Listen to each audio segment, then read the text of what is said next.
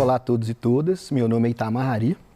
Vamos trabalhar novamente com o conteúdo de ensino religioso, direcionado aos alunos do 7º ano.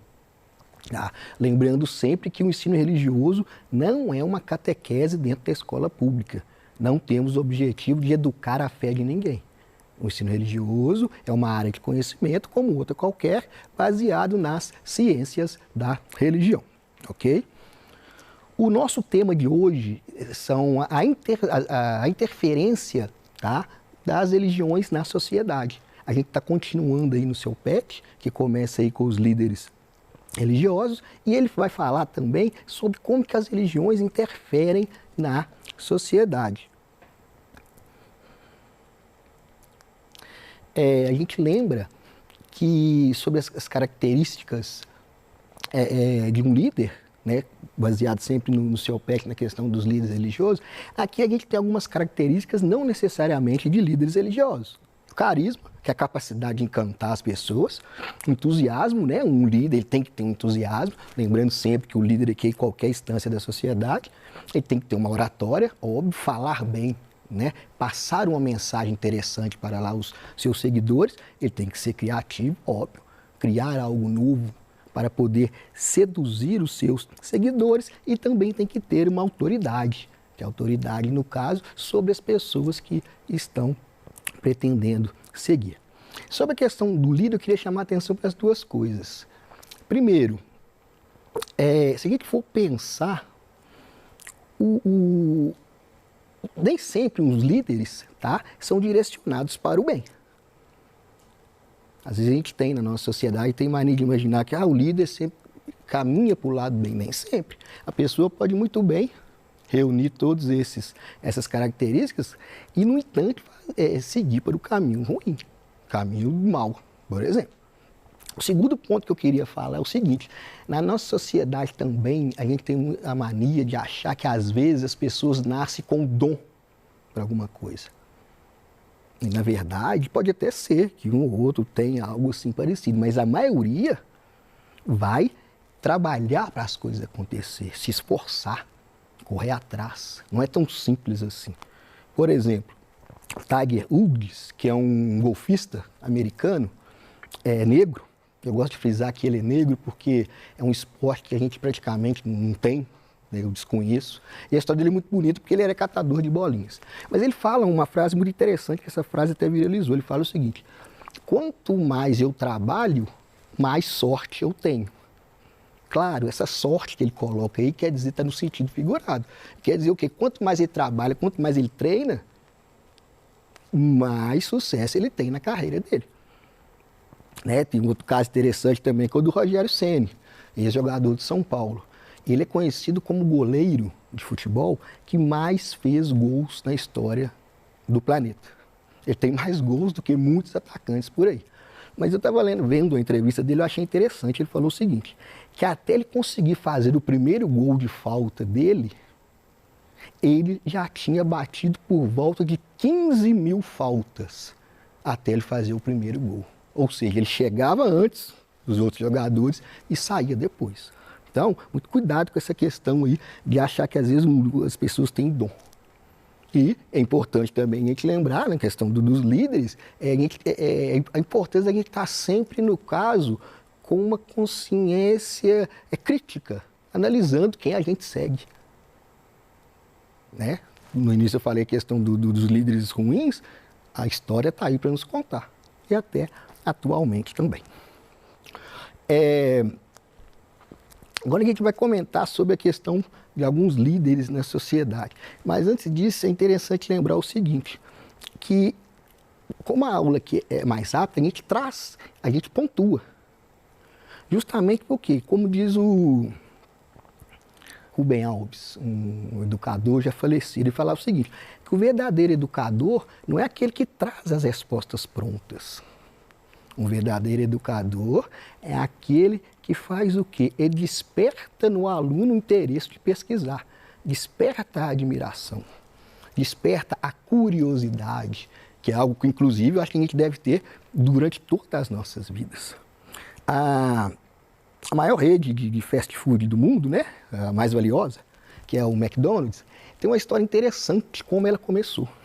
Foi graças à curiosidade de um vendedor com mais de 50 anos, que vendia liquidificadores. Ele custava vender um ou outro. E de repente alguém ligou e pediu 8 de uma vez só. Ele achou aquilo esquisito, né? Ligou para a pessoa e o que ele fez? Ele atravessou o país lá nos Estados Unidos para poder descobrir quem tinha comprado aquele tanto de liquidificadores. Chegando lá, ele conheceu os irmãos e daí começou toda a história. Não vou falar aqui, senão vira spoiler, mas o filme se chama Fome de Poder. Lembrando que eu não estou falando aqui que ele foi ético, tá? Se você quer assistir o filme, vai assistir que ele nem foi muito ético, não. Mas o que eu estou chamando a atenção é que a curiosidade é algo muito importante, principalmente para vocês, que é um aluno. Bom, no cristianismo a gente vai falar aqui sobre os líderes, no caso, o que a gente sabe que o cristianismo ele tem as 3 vertentes principais. No caso, o catolicismo, a igreja ortodoxa e o protestantismo. E via de regra, os líderes, né, são o padre, o sacerdote, o padre também tanto faz ali do ortodoxo, e no caso do protestantismo, a maioria, né, que o protestantismo ele tem algumas denominações, que é voltado no caso dos pastores. A igreja ortodoxa ali, às vezes a gente nunca ouviu falar muito, mas ela foi criada mais ou menos no século XI, tá? Teve uma cisma, aí separou. Foi a Igreja Católica Romana por um lado e a Igreja Católica Ortodoxa por outro. Os adeptos é muito comum ali na Europa Oriental, mais ou menos e também no Oriente Médio. No Candomblé e da Umbanda nós temos o pai e mãe de santo, como até falei no conto anterior. No Espiritismo nós temos os médiuns. No Judaísmo, o rabino, né, que celebra lá na sinagoga. No islamismo nós temos os imãs, também os sheiks. No budismo, tem aí no seu pet o Buda, tá? Para a maioria ele pode ser considerado uma religião, mas o Buda ele não é um deus, tá? Ele é uma pessoa que tinha muito dinheiro e num determinado momento da vida ele larga tudo, isso é muito antes de Cristo, tá? Ele larga tudo e começa andar pelo mundo, e andando pelo mundo ele descobre a meditação. E ele se considera depois, né, até os seus seguidores, uma pessoa iluminada. E sendo uma pessoa iluminada, muitos passam a segui-lo. Pode-se dizer até que o budismo é uma religião sem Deus. Ele é apenas uma pessoa que conseguiu a iluminação por meio da meditação, como também da yoga. E nós temos o hinduísmo, que tem os yogis e um Shankara. O Shankara está aí no seu pet. Foi um líder espiritual do século IX, que também acreditava que para a gente alcançar a verdade, tem que ser através da meditação e fazer o bem o tempo todo. O yogi, até citei um livro aqui no último encontro, um livro chamado Autobiografia de um Yogi. Dá para a gente ter um pouco noção como funciona o hinduísmo. E agora a gente vai comentar de alguns líderes, tá, que extrapolaram o seu tempo religioso para poder preocupar com os seres humanos de modo geral. Nós temos a mãe Menininha de Gantóis, lá em Salvador. Ela foi responsável pela difusão do candomblé. É neta de escravos e lutou bastante pelo candomblé, era uma pessoa muito carismática. Ao lado nós temos o Papa Francisco, muito conhecido, né, claro, nosso vizinho aqui, argentino, que também está muito preocupado, tá, com a questão do meio ambiente, como também com a questão dos direitos humanos, direitos civis. Embaixo nós temos o nosso médium, né, que é o Francisco Cândido Xavier, mais conhecido como Chico Xavier, o maior espírita que teve no Brasil, psicografou mais de 400 livros. E ao lado nós temos aí o Martin Luther King, um norte-americano que lutava pelos direitos civis.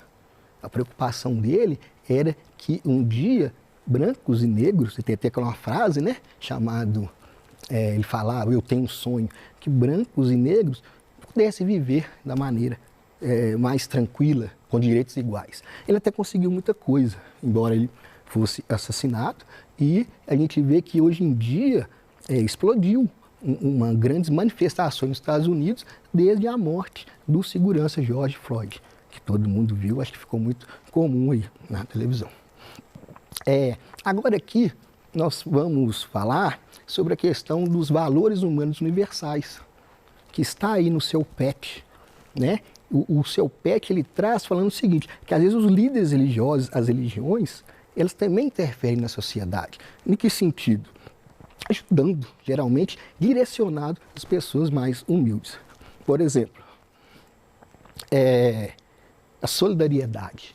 Né? A gente vê ali a distribuição de alimentos. A gente percebeu aqui nessa pandemia como que as pessoas estão trabalhando. Ainda não foi o suficiente, porque ainda tem muita gente sofrendo ainda. Mas se a gente for pensar, quantas pessoas estão ajudando? A gente percebe muitas ONGs, a CUFA, por exemplo, Central Única das Favelas, está fazendo um belo trabalho. Nós temos também aqui outro valor humano universal, respeito. A própria imagem diz, por si, uma pessoa tendo um zelo, tendo um respeito para com o outro.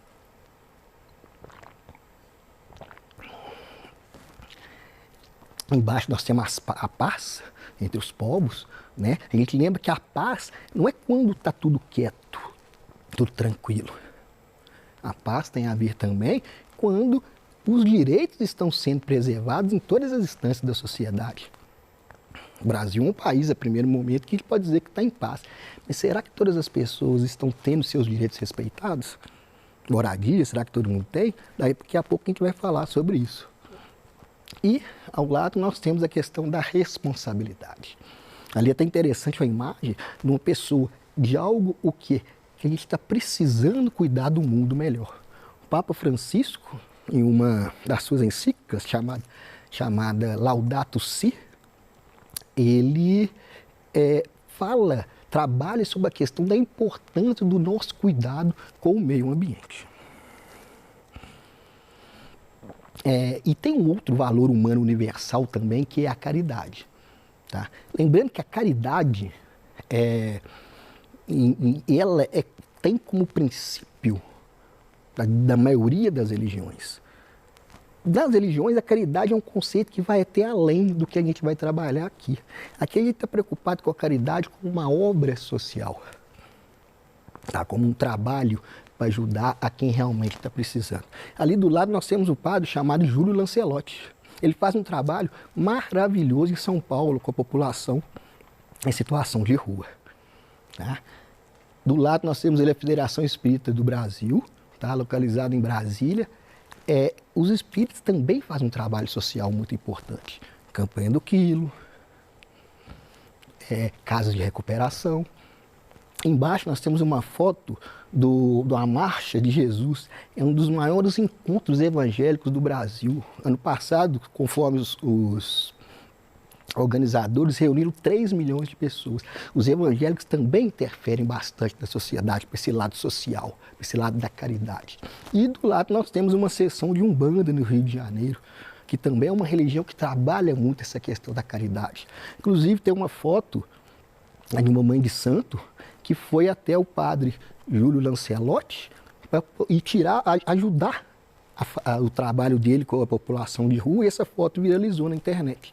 Provou como que a maioria das religiões está preocupada com a questão da união, do bem comum da sociedade. Todos esses valores humanos universais, geralmente direcionados a quem? Né? Se a gente for pensar. Foto bem icônica. Aqui nós temos pessoas dormindo na rua, no Rio de Janeiro. E ao lado nós temos ali uma senhora, essa foto foi tirada pela manhã, que provavelmente amanheceu na rua. Ali tem provavelmente o cachorro dela. Faz a gente pensar, faz a gente questionar o que está acontecendo na sociedade. De 2012 para cá, o número de moradores de rua aumentou assustadoramente. Mais de 200 mil pessoas hoje moram na rua. E acaba caindo também aonde? Lá na desigualdade social. Aqui nós temos 2 fotos mostrando a discrepância que há no Brasil.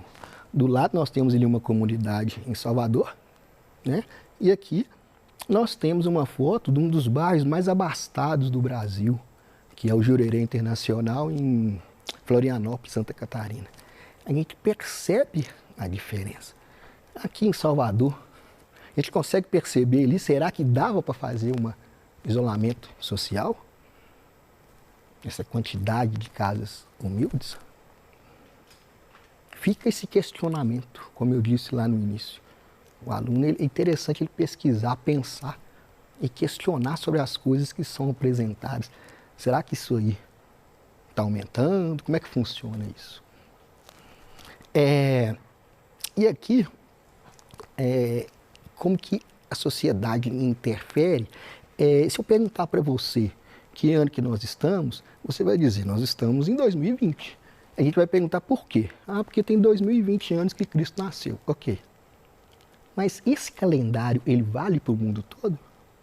Não. O judaísmo, por exemplo, ele não, os judeus eles não estão neste calendário, que a gente conhece, esse calendário ocidental. E os muçulmanos também não. É interessante você pensar, então você vai pesquisar em qual ano que o judaísmo e o islamismo estão, e a segunda coisa, qual o motivo que eles estão nesse ano. E outra coisa que você pode pesquisar também, a quantidade de feriados religiosos que nós temos hoje. No Brasil, você pode pesquisar os municipais, como também os nacionais. Então é isso, galera. Muito obrigado mais uma vez e até a próxima.